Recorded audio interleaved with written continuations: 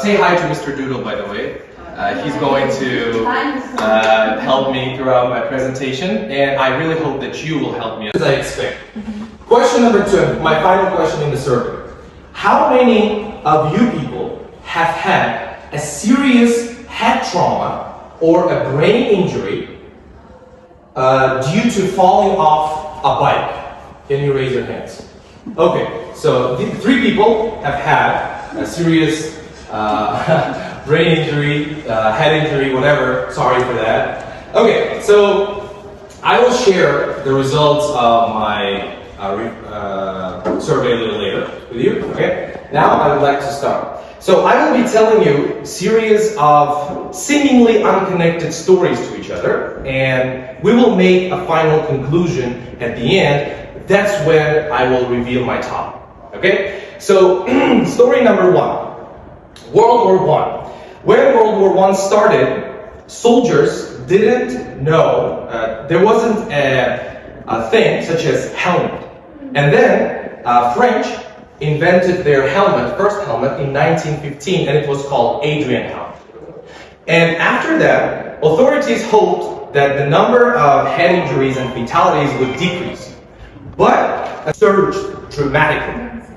Can you imagine? You introduce a helmet, and the number of head injuries jumps from about 25% to almost 80%. So 80% of soldiers who got shot in the head ended up in hospital with brain injury or a head trauma.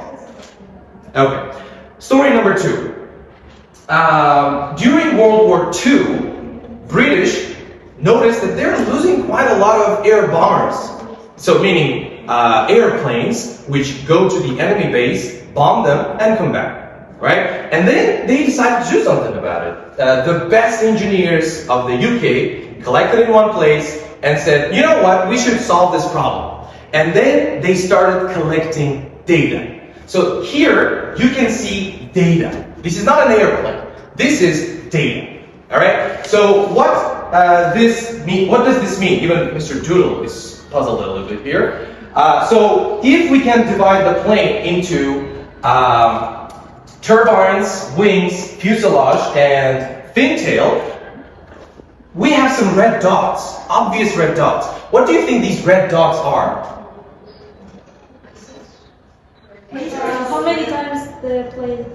Yeah, these are the areas where planes got shot the most.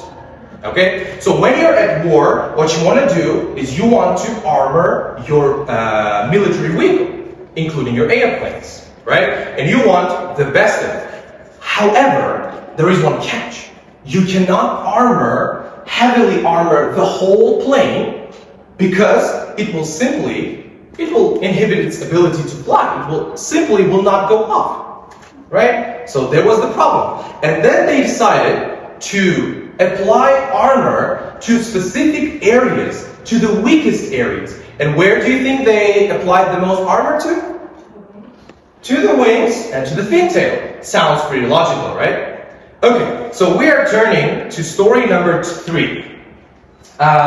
This is Mr. Doodle. He is a student of Andijan State Institute, Foreign Languages, I'm sorry. Still can get used to it. And then he watches a lot of motivational videos on Instagram. He looks up to people such as Bill Gates, Mark Zuckerberg, and who else? Steve Jobs. And all these people have something in common. They were successful entrepreneurs. They are in top 10 richest people on the planet.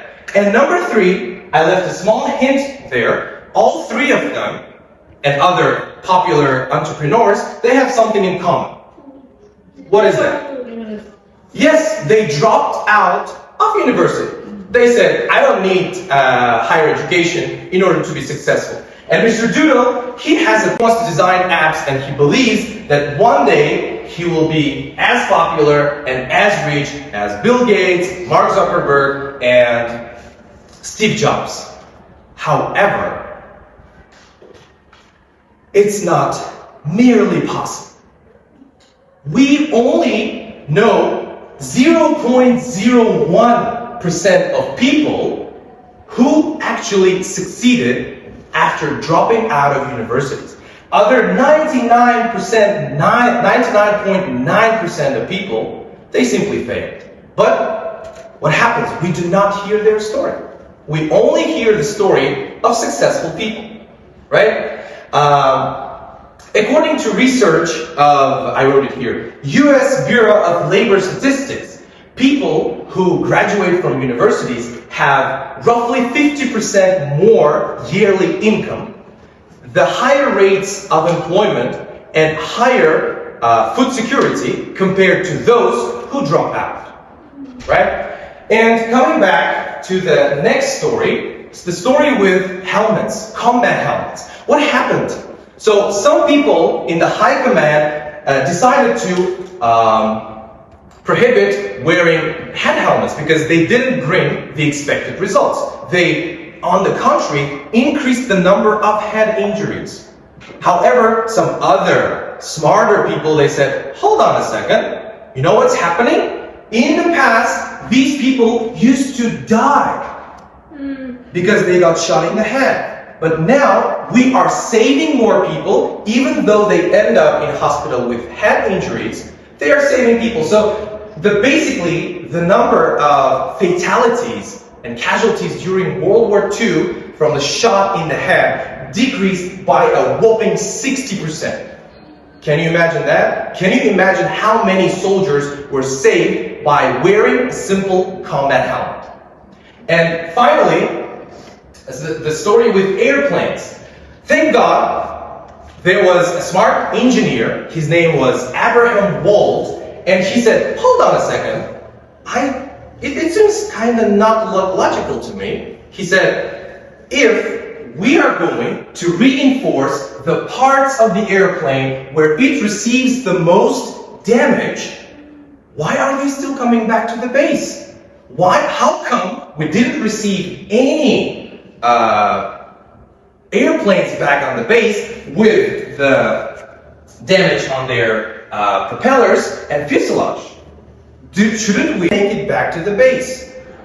So, seems pretty counterintuitive, right? So, you just see the red parts and you think, oh, I should improve these parts. But on the other hand, it turns out that these parts are the safest parts for the planes to make it.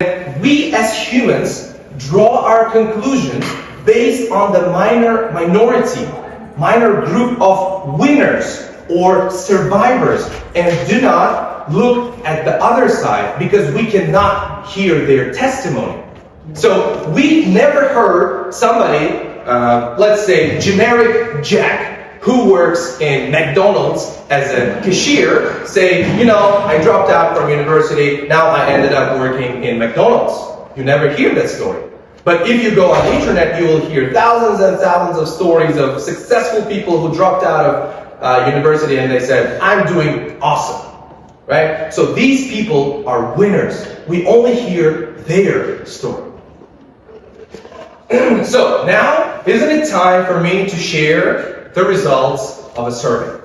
I now conducted a survey among people of different genders, of different socioeconomic backgrounds, and about 30 people said that they can ride a bicycle. And about 3 of them said that they had head injury or brain injury while riding a bike and because of falling in it, right? So I now can safely assume that only 1% of people who ride bicycles and fall off them have injuries without their helmets. But is it going to be correct? Is it going to be an accurate data? Unfortunately, it's not going to. It's not going to be an accurate data. According to this report by US Centers for Disease Control and Prevention, 60% of bicycle accidents result in severe head injuries, and about 20% end with fatalities. bicycle helmets actually increase the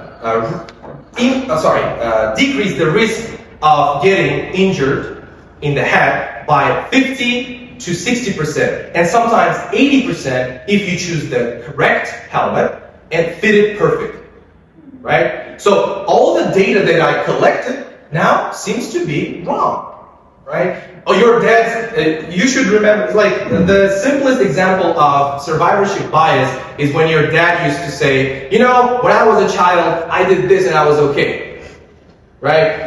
Or your uncle says, oh, don't worry, I did it 1,000 times and you see I'm fine. You only hear the story of one person, but you don't know the story of others who failed, who died, or who got damaged somehow, right? And how to avoid falling victim of survivorship bias. First, make your own research.